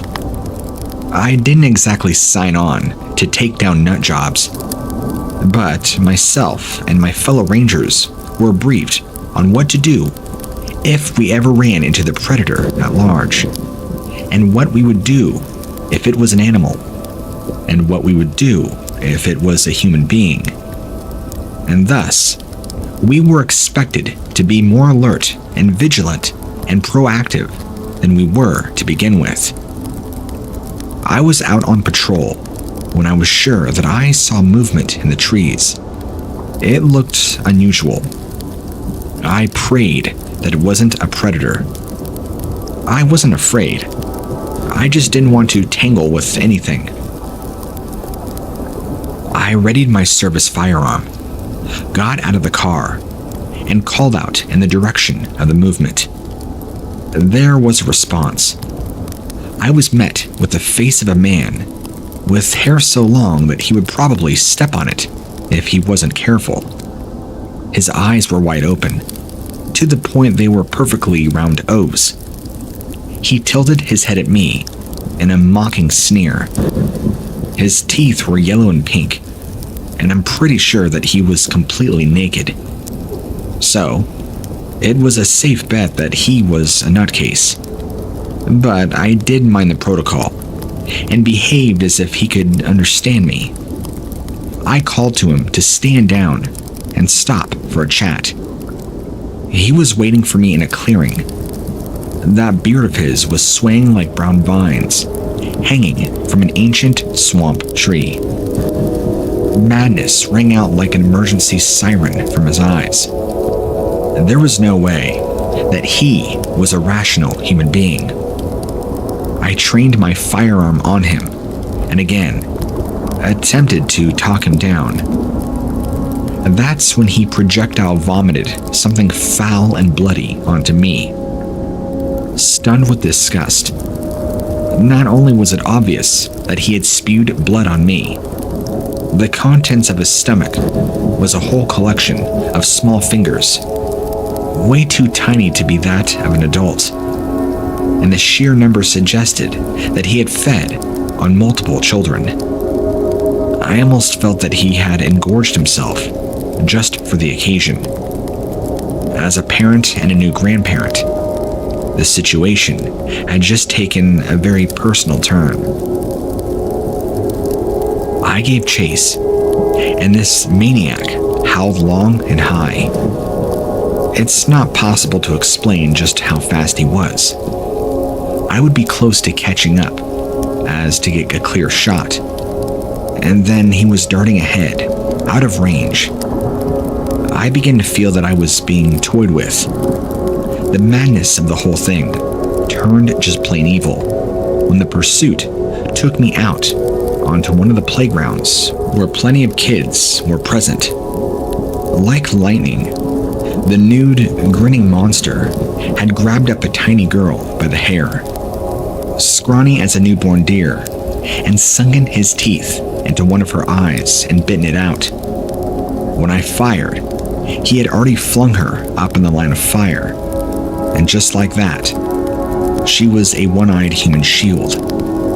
Her body knocked me back as she hit me square in the face. When I was regaining myself, the monster was already lunging at yet another child.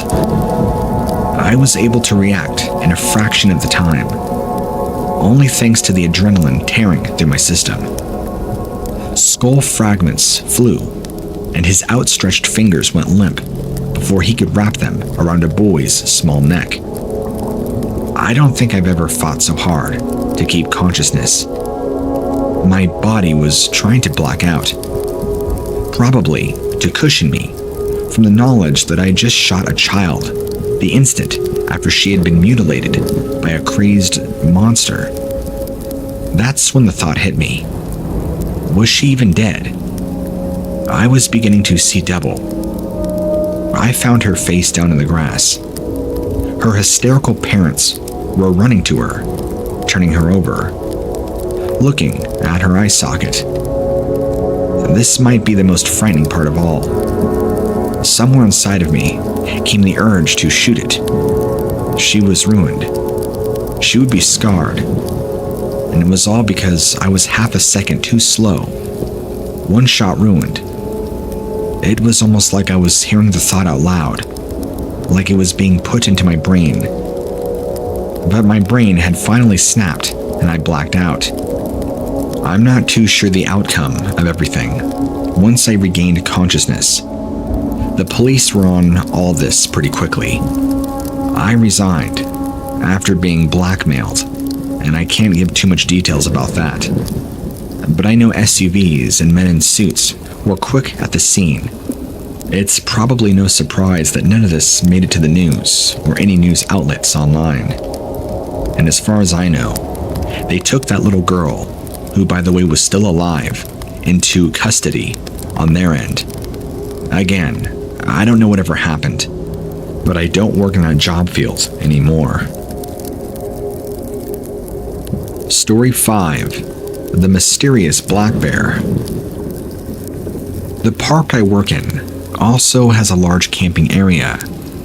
Sometimes, we act more like security, trying to keep people from going into the restricted areas of the woods and parkland after dark. These areas are out of bounds for very good and often uninteresting reasons. Sometimes, there may be rare birds' nests that we don't want disturbed, or there's been some torrential rain which has made a certain area treacherous. But people sometimes like to think they know better. One important thing about the park I work at is there are no bears. No bears at all in the entire area. Not been a bear sighting here for decades, actually. So, when we got a report from a little girl about seeing a really, really large black bear, we were pretty confused, and also thought the girl must be too. I had a good search in the area anyway, just to please the child, and was stunned to find that there were very clearly bare claw scratches on trees where the child had reportedly seen the animal. There was no other evidence, and we searched thoroughly through the whole park for any other signs, but nothing. We still have no idea how it would be even possible for a huge bear to appear out of nowhere when there hadn't even been a single bear sighting in the entire county for nearly 70 years. And even more, how only one small girl could see it. Then it just disappears again. If it had been for the fresh scratches, we would have thought that it was a prank by one of our own animal experts, even though they were adamant that it was legitimate. We will never know for certain exactly what happened and how it was even possible. There was talk about it being a ghost of a bear, but that's not something I tend to believe in. However, I really couldn't think of any other possible explanation.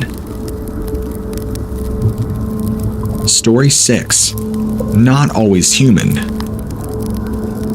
My patrol had become so sleepy that I began taking the liberty of spending the earliest part of it walking one of the shorter trails.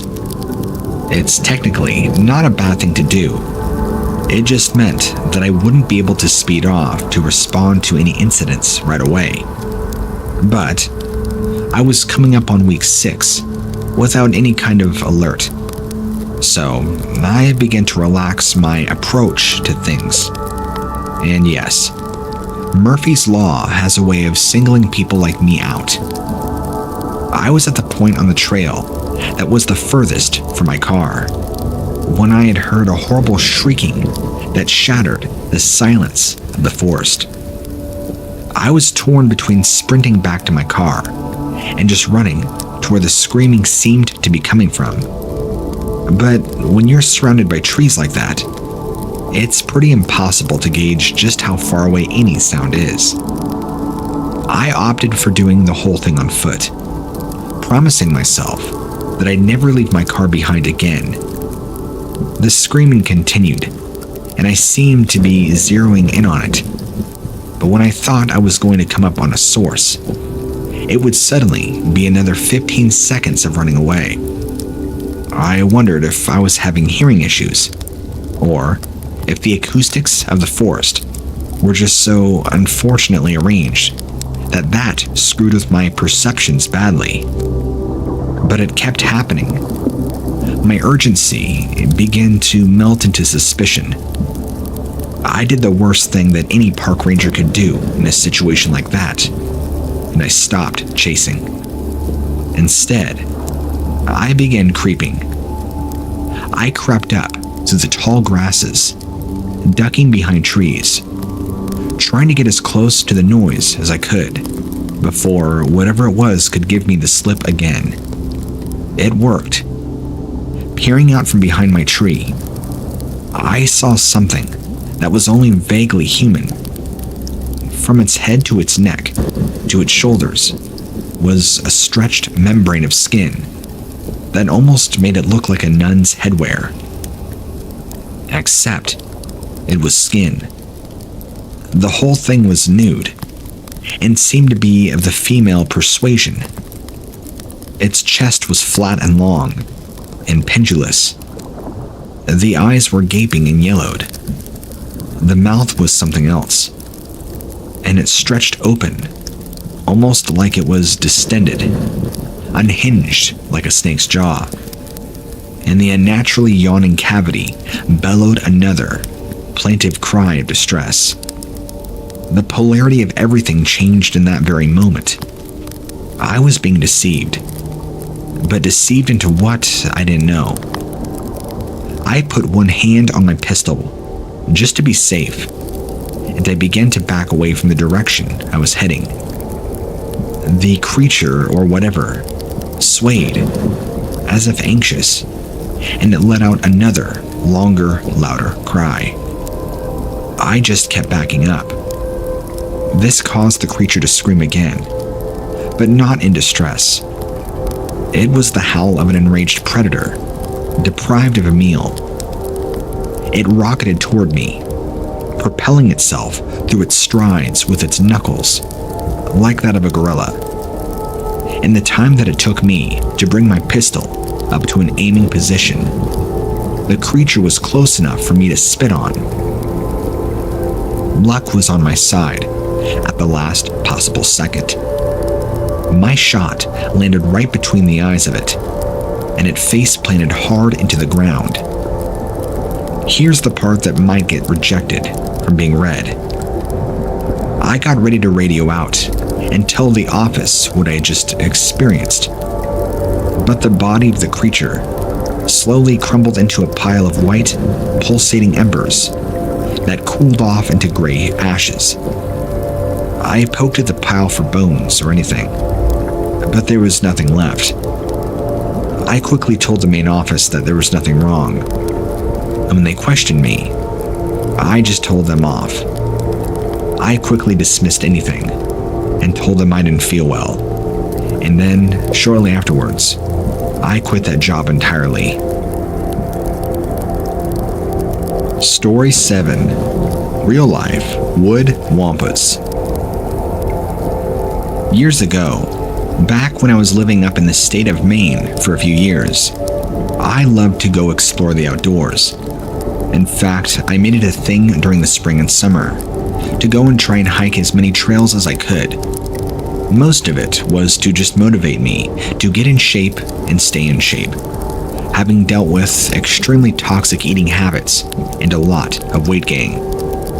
I figured the best thing for me was to be out in nature, hiking, losing weight. After all, I hated running, jogging, working out, but I loved the woods, and walking almost feels like you're not doing anything, and it's easily one of the best and easiest exercises to pull off. I would usually start walking anywhere between 3 to 5 miles a day. I had no problems with it. I loved it. So, in hindsight, it's the reason why I lost so much weight. But on this particular day in July, would stop my progression for at least a month because whatever I saw scared the living terror out of me. I get there to the trailhead, and I'm getting out of my car when I notice I'm the only one in the parking lot, even though it was a very small parking lot, but still. It was a beautiful day in late July, and the only other vehicle I could see was a ranger's vehicle, who drove up to me quickly as I was getting my own backpack out the back seat.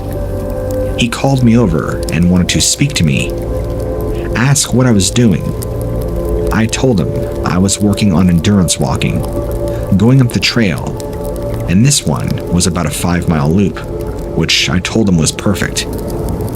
He informed me, and his behavior was very disturbing, that I should try and find a different trailhead in a different area, and said there's been some possible animal sightings that were unknown and could pose a threat. I looked at him strangely and asked him, "Do you mean like wolves or bears?" And I'll never forget him looking away, looking down and just saying no, not quite, and just kept referring back to that it's probably not the best idea I choose to hike this path, that it could potentially be dangerous. He was acting really weird, avoiding specific answers and wouldn't answer my questions. I thought the dude was weird. Afterwards, he ended the conversation, drove off, and wished me luck. I was thinking, whatever, dude. So, I walked off and did my thing. I get about 4 miles down the trail, probably about near an hour in. I was a pretty fast walker. Like I said, I was probably a little over an hour into my trail when I come around a bend in the small trail, and directly ahead of me, coming right out of the trees, were 2 extremely large brown-shaped humanoid things walking right towards me at a slow pace. My first thought, actually, get this, when I saw these 2 things, and forgive me because I can't remember their names, but in Star Wars, you have these white Yeti-looking things, The same creature that I believe Luke kills in episode 5. But forgive me if I'm wrong. They reminded me of that. Big, huge hands, humanoid, except they were brown, but they kinda had that same walk, slow and menacing. I immediately turned back around and started running as fast as I could, thinking to myself, if these are Bigfoot, I'm most certainly dead. I'm not sure if it was my endurance at the time or pure terror taking over me, but I ran the extra 4 miles back to the parking lot in probably half the time that it took me up the trail. Also, I contribute that to the fact that it was mostly downhill, so maybe 20 to 30 minutes. The things, well, I don't know if they ever followed me. I never turned around to check, but either way, it scared the lights out of me. Did I get a real good look at them? No. I saw enough to know that it was no bueno. 9 foot tall, hairy wood-looking ape beast humanoid things. Scary, scary, scary. I never did go back to that trailhead again after that, and hiked in completely different areas. A few years later, I moved out of the state, down to Florida, where I still am today.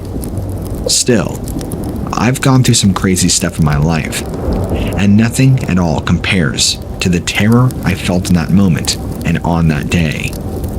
Now maybe I understand why that park ranger was acting so strange. He must have known something. Why he didn't tell me, I'll never know. Story 8. The Scream. I was out in the truck once when something really weird happened. I'm a park ranger out in Maine, and if you know that state at all, it is huge and can be quite eerie in certain places. There are tons of animals out here, and one of the most dangerous that I have ever come across are actually moose.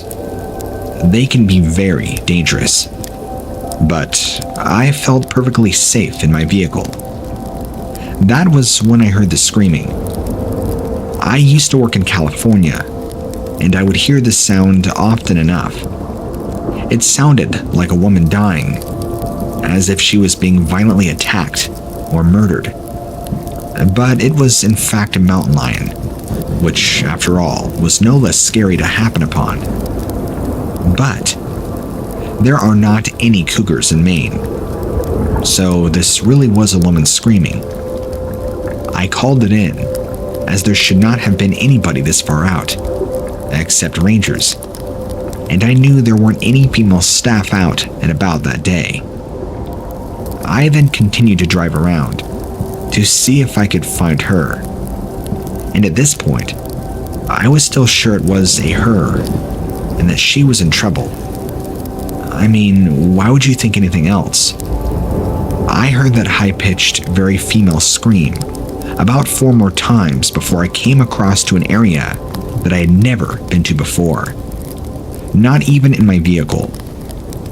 There are quite a lot of caves and caverns in this part of the park too. Again, I radioed my colleagues, said to come join me. A couple arrived, and we got out and began looking around, specifically the cave openings. We couldn't see or hear anything now, and most of them had rocks or plants growing up around the mouths of the cave, so it would be obvious if somebody had been in or out the way they would be disturbed. All of a sudden, one of the newer rangers, a rookie, shouted that he had seen something up in one of the larger trees. We quickly ascertained that there was nobody up there, but the thing that the kid had seen was pretty weird. It was a purse, a rather large lady's purse. It was empty, but we couldn't think of a single way that it could have gotten that high up and so far into the branches. We kept searching but never found anything. There were no women reported missing, no purses reported missing. It was just another mystery to add to the ever-growing list of weird stuff that happens out in the woods. Story 9. Ghosts of the Past. Not far from the park where I served as a ranger was a barred-off property surrounded by thick timber that served as training grounds for police. It looked like a really elaborate treehouse for gun-loving kids, but no. It was very much for adults, and it was for anything but playing. Elevated land surrounded the setup on all sides, so that there was no chance of a stray bullet harming anybody outside the training ground. Rangers see far less firefights than police do, but most of us do carry a gun, so it came as no surprise that it was decided that myself and my fellow rangers would spend a few hours a day for a week brushing up on our marksmanship. My time slot was taken care of by an officer we'll call Colette. I was puzzled at the fact that it was just me and her, because I knew that I had seen the others being trained as a group. But you eventually stop trying to make sense of the decisions of your superiors. You know, just like at any other job. Colette was a very admirable instructor. She was patient when she found out that I had the precision of a shotgun. She wasn't much for small talk, but she wasn't a stuffed shirt either. She was just there to do her job and do it politely. As the days passed, I thought my eyes were beginning to play tricks on me. I thought I noticed these deep, dark welts on Colette that hadn't been there the day before. She insisted that they had always been there, but I wasn't so sure. I tried to rationalize it away as a simple matter of her forgetting to put makeup on, but they were awful to look at. Some of them looked like sunken-in wounds. Then there was this awful smell attached to her, and I'm not talking about discrepancy in hygiene. This was the gagging stench of straight-up rot and death, minus her injuries. She looked as clean as ever. It made no sense that she would smell any kind of way. I kept trying to find a way to bring it up before I would end up vomiting in front of her, but I just couldn't. The last day of training, everyone would be trained together. All groups, all instructors. Colette was the last one to show up, and she had turned an awful color since the day before. One of the other park rangers was now visibly shaken to the point that he was turning colors himself. Colette acted like she was seeing a long-lost friend when she caught sight of him, and she moved in for a friendly hug. But he recoiled in disgust. Colette shrugged, and she shook me by the hand and led me off to a far corner of the training ground where trees grew very dense together. She told me that she enjoyed her time with me, and that she knew she could trust me with what she was going to show me next. My fellow ranger from earlier raced over to us and was absolutely out of his mind, stammering and trying to shoo me away from whatever it was that Colette was going to do. I was confused. I told him to shut up, and I'd be with him in a moment. This made him worse. He seemed to be getting desperate. He aimed his pistol right at me. He was the portrait of a man who had become completely unglued. Yet another ranger had followed us, suspicious of the other's dramatic behavior. Dramatic Ranger took a round to the thigh from Suspicious Ranger, causing him to drop his pistol. I was grateful and took the piece before Dramatic Ranger could get it back. Colette had me move some medium-sized rocks from a depression in the earth. I wasn't surprised to find what I found. There were bones, complete with tattered clothing and a badge that had Colette's name on it. There was a second badge, one that must have ended up there on accident. It belonged to Dramatic Ranger. I looked up at Colette, who was smiling at me, looking both sad and pleased with herself. And then she vanished. Suspicious Ranger denied seeing Colette at any given time. I grilled him over it, asking him who had just been taking me out to training all week. He figured I just prefer to train by myself and thought I was just kind of a bamf for it. The body indeed turned out to be Colette's, and Dramatic Ranger confessed to be the murderer from a few years back. Others remarked at how he had lost his badge, like he had a way of losing everything else, so it didn't stand out as something unusual for him. He went to prison, which left me the only other person that had actually seen Colette. My drinking habit got a little worse after that. I never was the supernatural or superstitious type, and there was honestly no way to explain what I had just experienced for an entire week in materialistic terms. So, here, have a story. Nobody, which I understand, can confirm or deny the events but me. But it's hands down the most terrifying realistic experience I've ever had with an actual ghost of somebody once living. I never did believe, but now I firmly do. Story 10: The Faceless. One of the most frightening things that I have ever experienced was on a nighttime shift as a park ranger. Now, to be clear with you, I work in the UK. We do not have many predators like bears, wolves, pumas, etc. The scariest creatures I have come across are vixens, who are in season.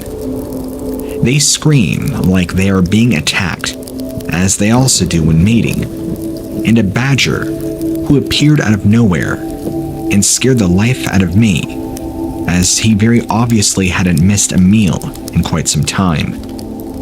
But shrieking foxes and fat badgers are par of the course. They might give you a shock when you're out and about, but they won't follow you home and haunt your dreams. That particular attribute is saved for the faceless man, and I'm not the only ranger to have seen him. My own experience came one night when I was out on the moor, just making a routine patrol of the entire area. We don't tend to get many waifs and strays up here. Too cold. Sometimes we do get notified to keep an eye out for the odd runaway, but 99 times out of 100, we never see a thing. It was a particularly bleak night. Cold, wet, and I was dying to get back to the office for a much-needed cup of tea. And that moment, of course, was when I saw somebody run past the van. That sight alone was enough to shock me as I rammed on the brake to make sure I didn't hit him. He didn't even seem to notice me. He just kept running alongside the road. At this point, I didn't think anything supernatural was happening. It was just some bloke out running, although that alone wasn't a good sign in this weather, and there was no way you should be on the moor in the dark. So I started up the van, and I followed. It only struck me afterwards that I, in a vehicle, should have easily caught up with him and overtaken a person on foot. But this chap was really fast. When I eventually caught up to him, after a few moments, I pulled alongside and must have been doing around 40 miles an hour, just keeping pace. I rolled down my window and called over to him, asking if he was okay, suggesting I give him a lift home. Then he turns and looks at me. Well, I presume he was looking at me. You see, he had no eyes or face. It was just a blur. The man himself seemed corporeal. He wasn't transparent or anything, like I would have presumed a ghost would be. Everything about his body looked real and solid. He just didn't have a face. Just a head, with a fuzzy, blurry pixelation instead of facial features. It was a good job that the road over the moor was totally straight and I had nothing to crash into, as right then, I was so freaked out that I would have hit something for certain. He seemed to speed up even faster and then turned off the road and zoomed off down the moor. I'm not embarrassed to say that I was terrified right then and raced back to the office as fast as I can manage. I'll never forget walking through the door and the supervisor taking one look at me and switching the kettle on. "Guess you saw the no-face runner then," she had said. It seemed that most of the team had come across him at one time or another. He never tried anything. Didn't appear to be an omen or anything, but you could never catch him. If you tried to drive or run after him, he would disappear. Most sightings of things like this have some sort of legend attached, so you at least can make a guess as to who the person was, and why they're there. I mean, it would have made sense if there had been some sort of hit-and-run accident, and there had been the man killed. But if that was the case, it had never been reported, which in its own right was highly unusual. We never had any reports from members of the public either. It only seemed to be us, the members, us rangers, who got to see him. Very mysterious indeed. Story 11. Suicide Ritual. It had been hitting the news around our parts that various landmarks had been disappearing from the tourist route that ran through our corner of Texas. The thieves had targeted nothing but old-time fast food joints that had those oversized cartoonish fiberglass sculptures as part of the storefront. Hot dogs with jolly faces and arms and legs. Pigs that looked like Porky wearing chef hats and aprons. Stuff like that. Things from a time when America was really America. Well, these things are getting lifted, and the crooks were getting away with it so far. As a park ranger, somebody who thoroughly serves in the forest industry, it would be a stretch for me to make a connection between any of those disappearing sculptures and my day job. I forgot about those reports almost as soon as I had heard about them. While on patrol on one of the trails, my vehicle was suddenly under fire. Bullet holes were punched into the hood. The windshield was spiderwebbed. I threw the car into park and ducked down, radioing out for help, and got a confirmation. I thought about the gas tank, which had just been filled up, so it was going to be a bad idea to sit in the car. A few more holes punched into the passenger side, so I took the chance of getting out of the car on the driver's side. Backup arrived, and long story short, we nailed the shooters without much trouble. I kind of figured they had been on a suicide mission of some sort, and just wanted to go out with a bang. I turned one body over and looked into the face of a man who had painted his face something like a cartoon rabbit. The sort of thing kids would do at a carnival. Except this was a 30-plus-year-old man.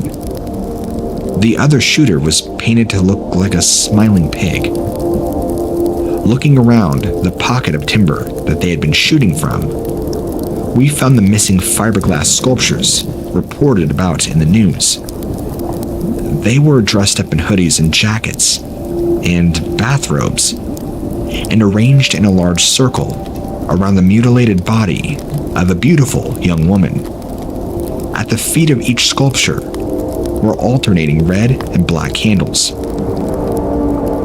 It turned out the woman had been beaten, raped, and mutilated. The blood was found inside a repurposed bleach bottle. Some of it had been poured on each sculpture, staining their improvised clothes. The sculptures were tediously identified and hauled off to be held until the rightful owners could get them. At the time, I didn't think there would be any more to the story. And I hate to say it, but grisly things like that add to this place's popularity. And our section of the state was kind of hurting for tourism and commerce. I know, it sounds incredibly cold. I am divorced, if that says anything. So, each sculpture ended up in the right place, and it was celebrated in the news. Not long after, it was reported that the restaurant owners were throwing the previously stolen sculptures away, some of them even being burned. Only a couple of the owners were even willing to give a statement, and they were vague about it at best. They said something along the lines of it not feeling right, or they must have been cursed. Strange things have happened since sculptures came back, none of them being good for business, despite the spike in traffic because of notoriety. The stories that weren't revealed in the news were whispered throughout the community in the years to come. It certainly was one of the strangest experiences of mine on the job, and really one of my only hand-to-hand experiences with the occult. Story 12: The Great Search. One of the worst times to be a ranger is in the winter, especially if your area is up in the mountains. We do our god best to tell people to stay away. Snow is dangerous, especially if you don't know what you're doing. Not just avalanches and heavy drifts, but there are all sorts of other dangers, like tree wells and things that appear solid but are apt to give away and have you plunge to a very painful death. Of course, we still have to go out and about and check the terrain and on any animals out there too. Most, of course, which are hibernating, but it is still a part of the job to make sure they are safe too. And that was when we got a call to say that a family, dad, mom, and 2 little girls had gone up the mountain and not come back. Neighbors had called the cops after they had been missing for a couple of days. The dad had asked the neighbor to let the dog out, but assured her they would be home in time for dinner. When they weren't, she did not panic right away, but when they weren't back for the following day's dinner, she called the cops, who alerted us and sent out search parties. We found the parents almost straight away, at the bottom of a ravine, both crumpled and bloodied, and, well, very dead. No sign of either children. The weather was horrendous. Snow still coming in strong, and it was making it next to impossible to look for tracks. We searched all the caves and caverns in the area, anywhere they may have crawled into for shelter. But nothing. After another 2 days of relentless snow and futile searching, we gave up. Even if they were there, they were most likely frozen, died due to exposure. As awful as it sounds, we resigned ourselves to the fact that they would likely turn up when the snow began to thaw. Well, a few days later, we did find one, completely by chance, when we'd been out to check on one of the caves where we knew there was a young family of bears. Although in the same park, this particular cave was roughly 20 miles from the spot where the parents' bodies had been found. It would have been almost impossible for a small 4-year-old child to get through the snow and make it over that way. And yet, there she was. Not a mark on her. Thankfully, the smell of her had not woken the bears. She was, of course, dead, but appeared completely frozen, not injured. During the autopsy report, it was discovered that fish and berries were in her stomach, which had been consumed just a few hours before her dying. As for the other child, she was never found. She simply vanished into the snow and, well, never returned. There was another full-scale search for the body after the thaw began. They even searched for bones in and around the caves in case she'd been dragged off and eaten. All that was ever found was one of her snow boots and one glove, both of them miles apart from each other. The boot just in the middle of a path and went and led nowhere, and one glove at almost the very top of a fir tree. There was no trace of blood or any other evidence on either. It remains an open case to this day. This happened almost 5 years ago, but even now, when I'm out on one of my patrols, I always keep a lookout for her or any other part of her or her clothing. She is by far not the only person that goes missing, not by a long shot. Something happened to these people. Something or someone takes them, or they're experiencing something we will never have an answer for. Is there some sort of monster out there? Do parks act as some kind of beacon to UFOs? I don't think we will ever know for sure, but I'm 100% certain that somebody knows what's going on. If you or someone you know has a story or encounter they would like to share with me, please send it to stories@whatlurksbeneath.com.